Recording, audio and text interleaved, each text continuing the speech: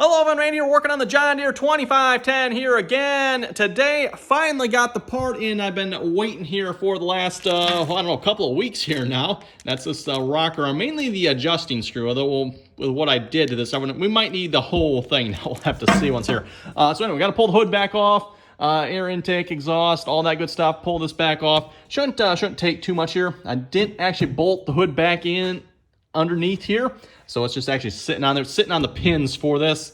And to be honest, the way it's set up, I don't think I'm going to bolt it back in. Number one, it's going to suck to do so, and then number two, it sucks to take it back off. So, and this seems to actually be holding it pretty good. You got this piece here that holds it on, plus the piece inside the cab there that sits down on top of it. That seems to hold it down pretty good too. So anyway, first things first, everyone, maybe we'll do a real quick high speed here. I'll tear this stuff back off, and then we'll get into what we're actually working on today, which is what we started on here, was it a week or two? No, 2 weeks, 3 weeks ago? Fixing adjusting the valves. Upon further inspection, we found we had one adjuster that just, was no good, I guess you could say. So let's get that back off and start in on this.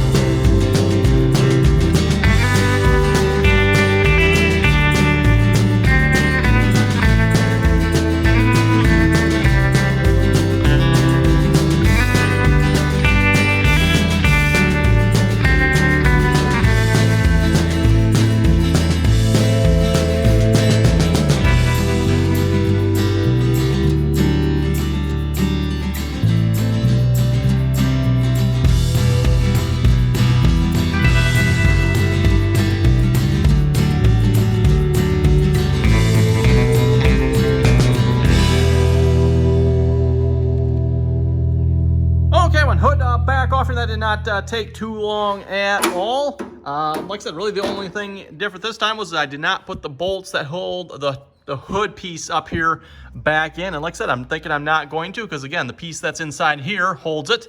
And then not to mention the hood, the piece around the cab here also holds it down. And then you got these pins that align it. So it's like, I think we're fine without that. We'll see how it goes. Anyway, need to get the rocker arm assembly back off here. It is that one, right? I think it's that one. Yeah, that one may look a little funny. It almost looks like someone welded it. Funniest thing.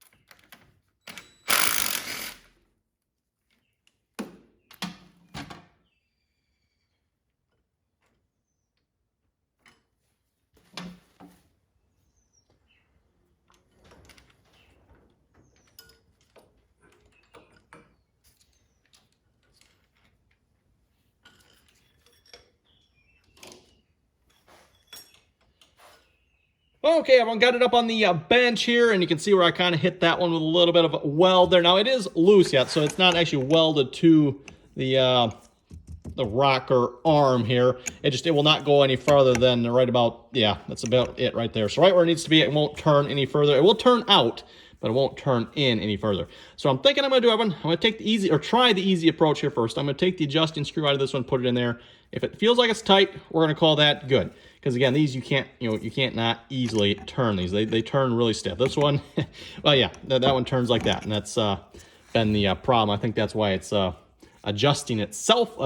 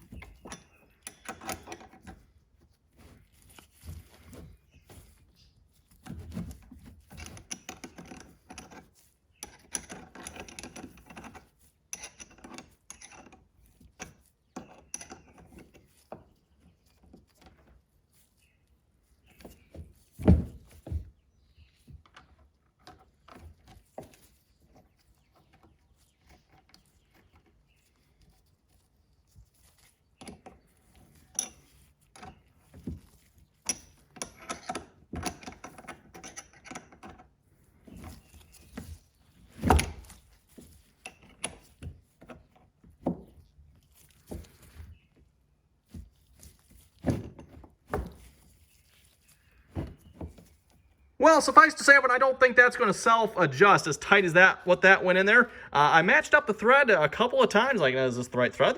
Yeah, it seems to be the right thread. Matches up perfectly with this one.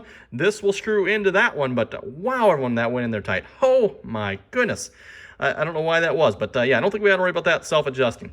The one thing I noticed here, the head of this one versus the head of that one, the new one there, yeah, this one's like much more dished out. I don't know if that's going to be a problem. I don't know. I mean, yeah, where it goes with the rod sits in there, right?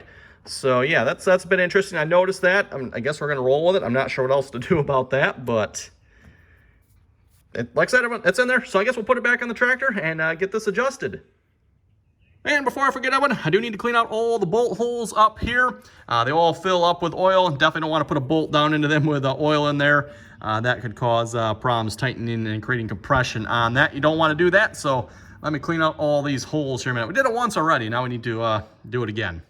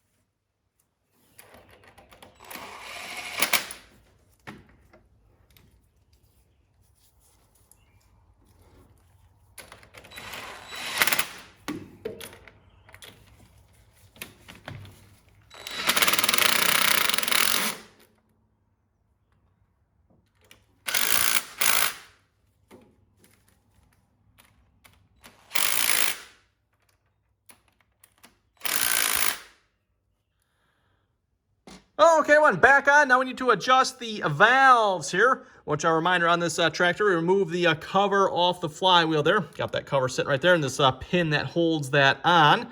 We're going to spin the flywheel around until we see the hole where this pin will slide into there. And then we know we're at one of the positions. And then we need to rotate the engine around 360 degrees and check the remaining valves. So we can check 4, spin the motor over 360, check the other 4. I'm not sure what 4 will come up first. Doesn't really matter. We'll just check those 4. I would presume the rest of them will all be good or really, really close anyway, with the exception, of course, number 3 here, which I'm sure is going to need some adjusting. The rest, like I said, we just took it off, put it back on. So I don't think, maybe a little bit, but I would think they'd be pretty close.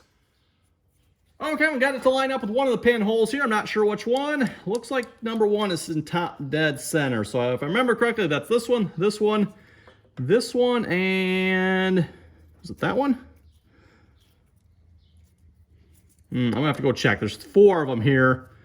5 of these are all locked up. So that means one of these, I'm not sure which one it is, gonna have to be adjusted. So anyway, 14 thousandths on the intake. I would say that's pretty, well, that might be a little loose. Might have to check that. 15 thousandths. Yeah, that's, I don't know if you can see that, everyone. Definitely a little loose there. And let's see this one here. That'd be 14 thousandths on that one. Yeah, looks like I might have to adjust them just a little bit.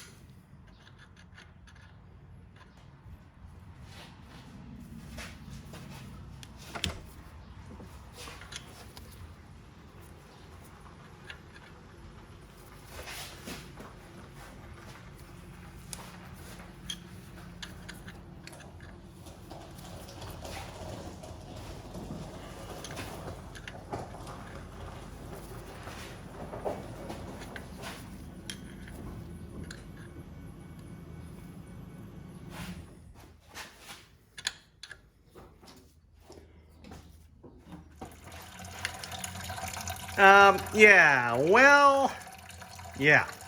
Okay.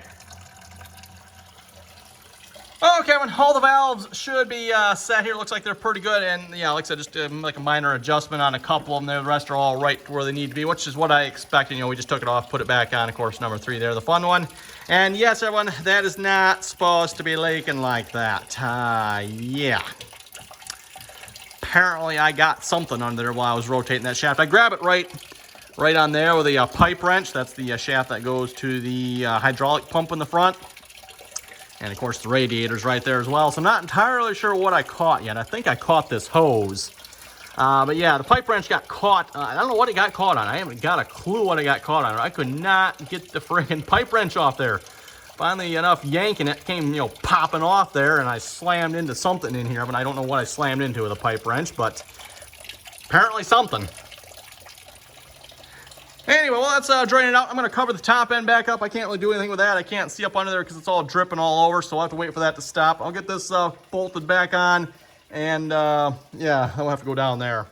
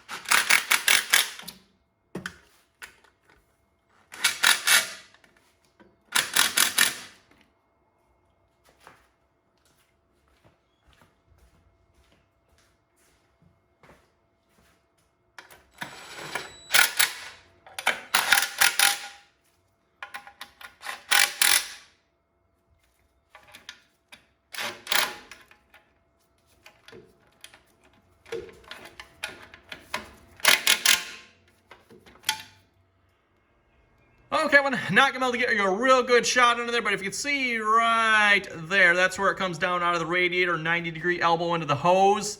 I'm thinking a combination. I whacked that 90-degree elbow, so it's kind of bent a little bit. And then also probably bumped the drain as well, so that's where probably most of it was coming from, I think. But then it was also leaking. I think the hose was leaking, I think, everyone. It's not leaking anymore. Well, there's nothing in there to leak anymore. So I'm going to pour some back in, see if it starts leaking again, and we'll see what happens. I tightened the living snot out of that hose clamp there. Yeah, like I said, I think I smashed that 90 ever so slightly. Like I said, that pipe wrench, I could not. You can see where the marks are on there. That's where I turn it. Could not get that. I don't know what was holding that. I could not figure it out. I spent like 10 minutes just like yanking on it and pulling on it this way, that way. It was loose on there, but it just would not come off. Finally, all of a sudden, bam, it came off, and yeah, into that there. So anyway, let me pour some back in here.